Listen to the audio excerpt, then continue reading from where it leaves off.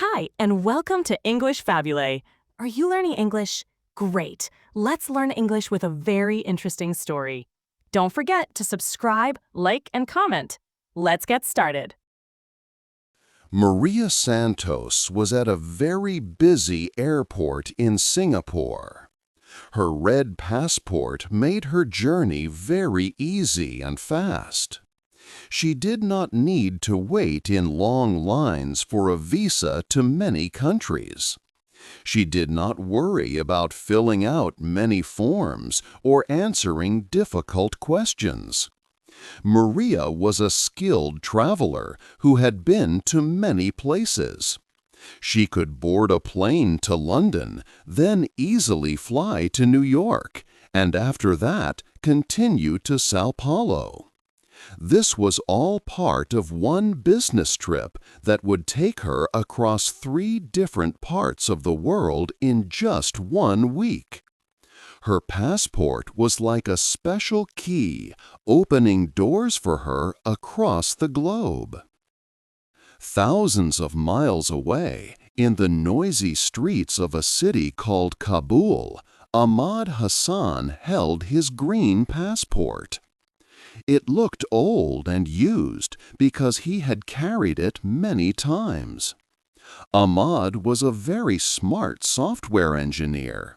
He had an important invitation to speak at a technology meeting in Berlin, Germany. But for Ahmad, travel was very difficult. His journey started not with a simple flight booking, but with many months of hard work. He needed a lot of papers and had to visit embassies, sometimes in other countries. He had to show bank statements that were checked carefully. Every letter of invitation had to be approved many times. Even after doing all this, his visa was often refused.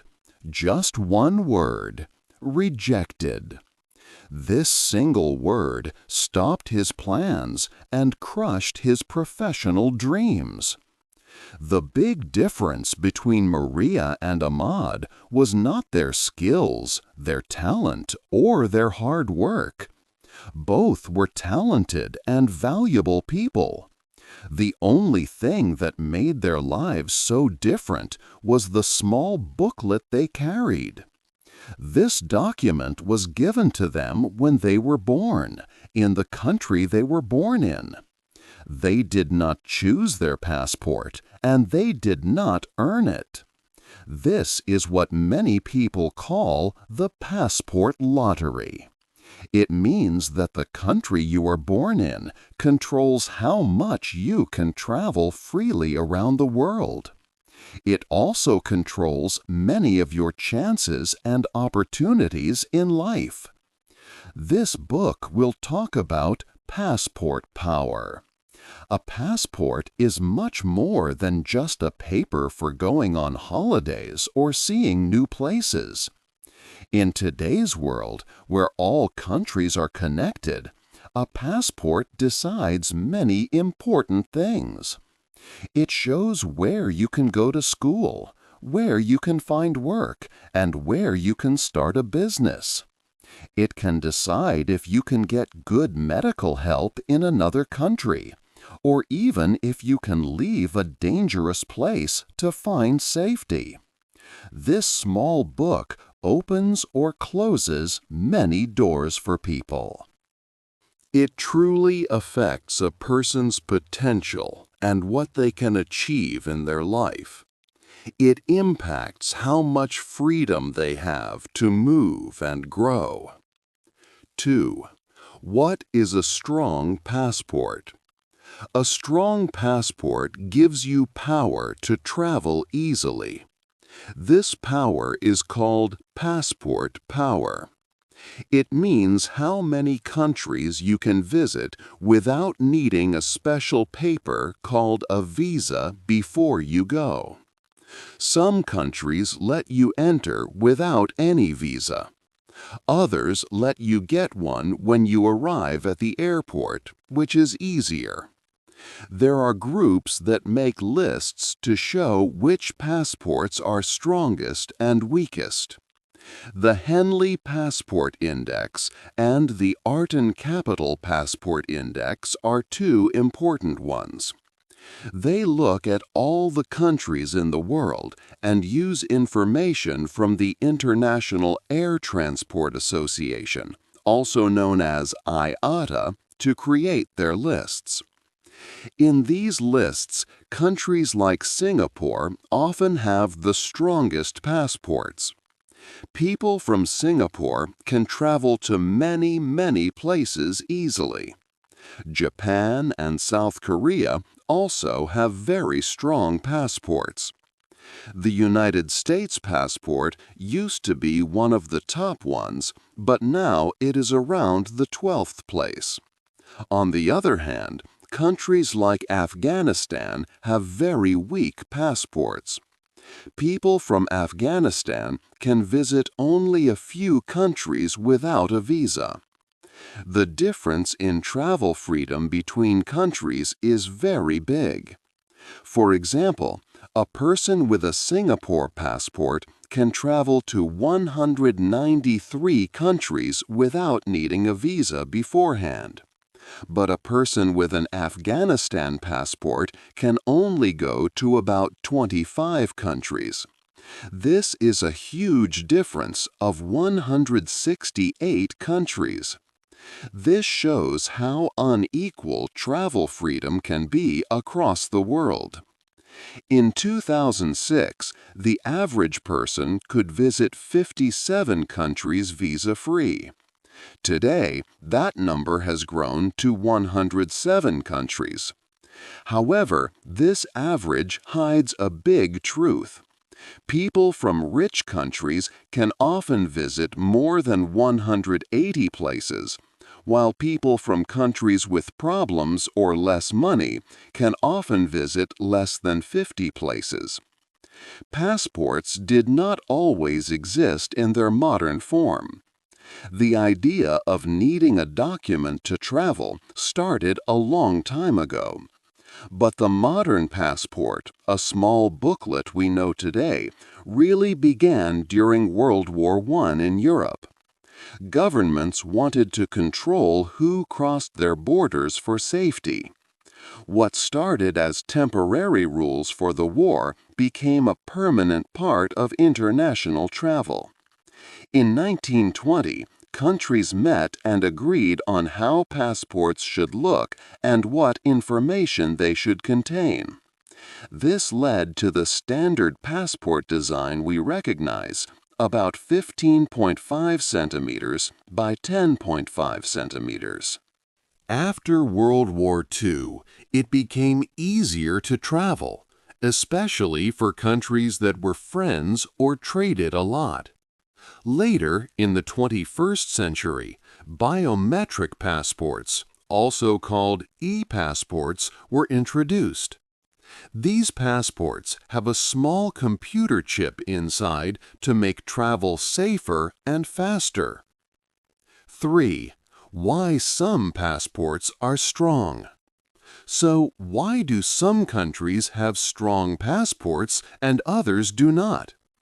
The main reasons are a country's good relationships with other nations and its economic strength. When a country has many friends in the world, other countries are more likely to let its citizens visit easily. They trust that visitors will follow the rules and return home. A country's wealth and stability also play a big part. Rich countries often have strong economies and stable governments.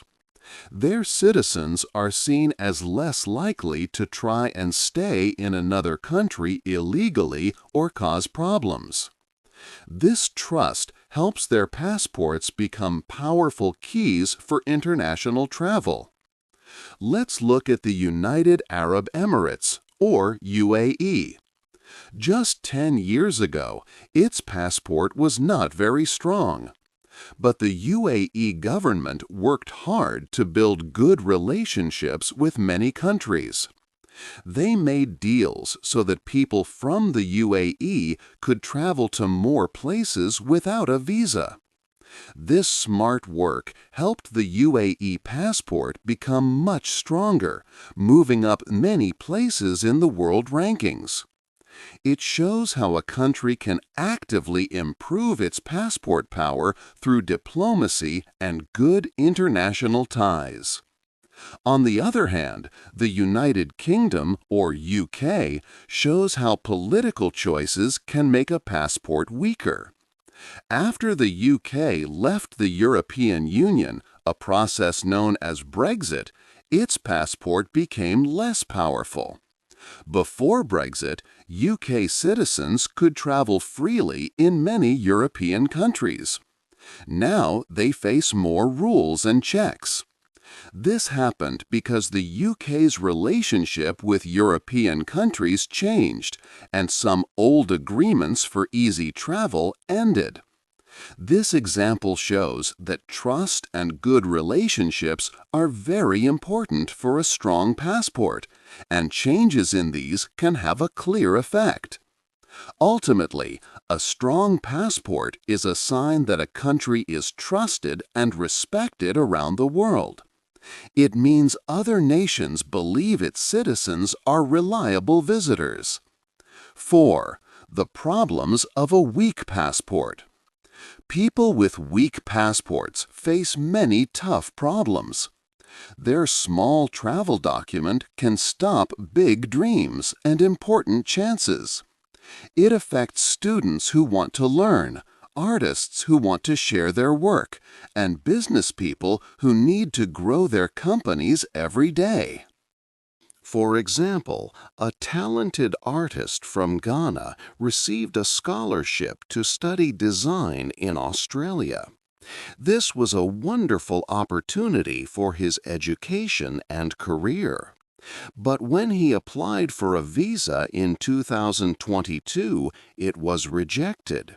He never got a clear reason why. This meant he lost his scholarship and the chance to learn new skills and advance his art. Think about a DJ from Ghana who dreamed of playing music at global festivals. The visa process was very difficult for him. Event organizers would not book his flights or hotels until he had a visa. But to get the visa, he needed proof of these bookings. This created a situation where he could not move forward. He could not share his music with a bigger audience because of these rules. Applying for a visa often costs a lot of money and causes much stress. Some people must travel to other countries just to find an embassy where they can apply. For instance, an African delegate needed a German visa to attend an important climate conference. She had to travel to a neighboring country. This trip cost her about $3,000 and many weeks away from her home and work. In the end, her visa was still denied. All her money, time, and effort were lost for nothing.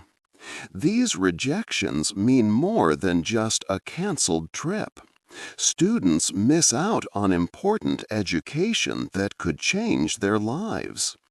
Business people cannot meet new partners or get investments for their ideas. Doctors cannot receive special training that could help many patients in their home countries. This stops new ideas and slows down growth for individuals and their entire communities. The constant no can be very hard on a person. It can make talented individuals feel hopeless and stop them from trying to connect with the rest of the world. When this happens, the world loses out on their skills, fresh ideas, and creativity. This problem affects many lives and limits what people can achieve. 5. A world of two groups. Our world is split into two groups when it comes to travel. This depends on your passport. Some people travel almost anywhere easily. Others find it very hard to leave their country. This system is very unfair. Some call this travel apartheid or passport apartheid. This means people are treated differently just because of where they were born. UN Secretary General Antonio Guterres used this term. He spoke about how rich countries quickly stopped travel from African nations during the Omicron variant outbreak. It showed how travel rules can unfairly punish whole groups. If you are from a rich, stable country, you are usually welcome. Your passport shows your country is safe. Other countries believe you will visit and then go home. They see you as a tourist or a business person. Your travel is often easy, needing no visa or just a small fee. However, if you are from a poor country, it's very different. You are often seen as a risk. Other countries might think you will try to stay. They might worry about security. So getting a visa is often difficult, costly, and stressful. People must show many documents and prove they have enough money. Even after much effort, visas are often refused. This system causes many problems. It stops students from learning abroad. Artists cannot share their work. Business people miss chances. It costs a lot of money and time, especially for those who have little. This Matthew effect means the poor get poorer because of travel costs and rejections. This way of dividing people by passports keeps global inequality strong. Countries with less travel freedom find it harder to grow. Their people cannot easily join global discussions or get new skills. This creates a difficult cycle. The system helps rich, stable countries, but makes it harder for others to improve. It keeps them stuck. Your passport decides your freedom to move. 6. Buying a new passport. In a world where travel freedom depends on where you are born, there is another way for some people. Very rich people can sometimes buy a new passport. This is called citizenship by investment or golden passports. These programs allow individuals to become citizens of a different country if they invest a large amount of money there. Many countries offer these special programs. For example, small island nations like Dominica, St. Lucia, Malta, and Vanuatu have such schemes. If someone invests enough money, they can get a passport from these countries. A program in Dominica can start from $200,000. A program in Malta costs much more. People choose to buy these passports to get more travel freedom. If they are born in a country with a weak passport, they might have trouble traveling. They need many visas, and the process is difficult and expensive. By buying a second passport from a country with a strong passport, they can travel to many more places without visas. This means they can avoid the problems of the passport lottery they were born into. They can go where they want for business, education, or just holidays more easily. This industry is very big. Every year, it makes billions of dollars. Around 50,000 people apply for these programs each year. It is a way for wealthy people to change their destiny. They do not have to live with the travel limits of their birth country. Instead, their money buys them global movement. This raises an important question. Is it fair? Some people believe that citizenship should not be for sale. They think everyone should have equal chances to travel, not just those with a lot of money. They feel that selling passports creates more inequality in the world. It allows the rich to have more freedom while others remain stuck. Freedom to move around the world becomes a product that can be bought and sold. This idea makes many people wonder if the system is truly just. 7. The future of passports. The way we travel is changing fast. Imagine going through an airport without a paper passport. This is becoming real in places like Singapore and Dubai. Here, people use their faces to pass through borders. Cameras scan their faces and match them to digital information. This means no more waiting with a physical booklet. This new technology uses digital passports, sometimes called digital travel credentials, DTCs. These are like passports stored on your phone or in a secure digital space. They hold your face scan and other details safely. Many people hope this will make travel quicker and simpler for everyone. It could also make identity checks stronger and harder for bad people to fake documents. Some even think it could make travel more fair, as it would focus on a secure digital ID rather than the strength of a country's passport. This could help reduce the passport lottery problem. However, there are also worries about this future. Not all countries have the same advanced technology or internet access. People in poorer countries might find it harder to get these digital tools. This could create a new digital divide, where some can travel easily and others cannot. New systems like the European Union's ETIAS will use computers to check if travelers are a risk. These systems might make it harder for some people to visit Europe, perhaps even more than before. Privacy is another big concern. If all your travel information is digital, who owns it? And how safe is it from being misused? In some places, like China, digital systems are used to control how people move based on their behavior. During the COVID-19 pandemic, some countries linked travel to health records, like vaccine passports. This showed how personal data could decide who travels. Also, big tech companies like Google or Apple might store your digital passport.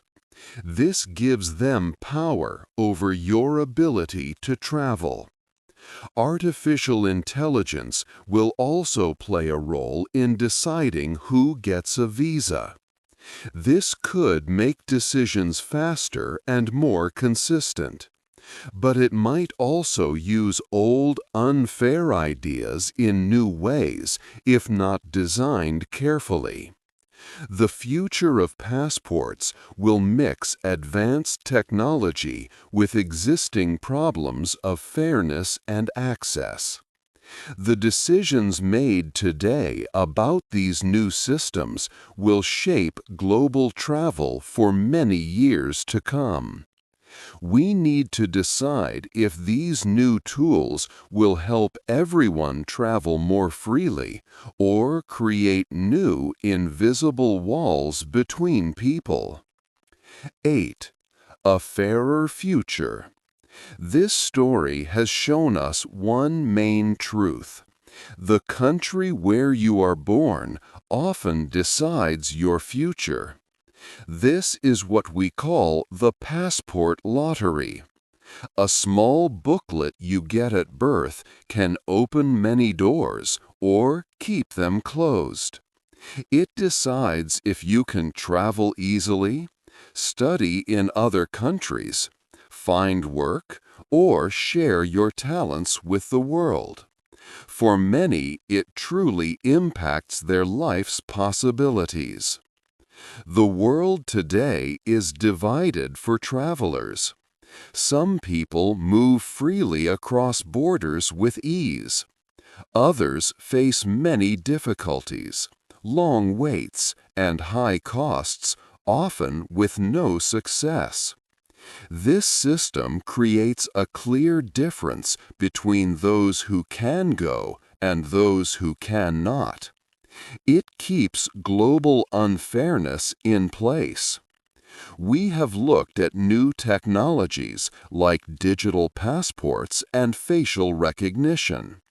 These could make travel faster and more secure.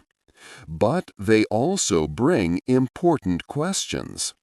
Will these new ways help everyone travel more easily? Or will they create new problems, especially for people in countries with less technology or weaker passports? It is a big question for our future. To build a fairer future, we need new ideas and different actions. Countries must work together to create a system that is more just for everyone. This means thinking about how to reduce the barriers for people with weak passports. It means ensuring that technology serves to help all, not just a few. In the end, this small document, the passport, has a huge effect on human lives. It is more than just a paper for travel. It is a symbol of freedom, opportunity, and sometimes a lack of both. The way we choose to shape the future of global travel will show what kind of world we want to live in. What steps do you think are most important for making global travel more fair for everyone? Hey there! Just a second before you go. If you learned something new today, please give this video a like, write your thoughts in the comments, and subscribe to the channel. It only takes a second, and it really, really helps to create even better English videos for you. Your support means the world. Thank you.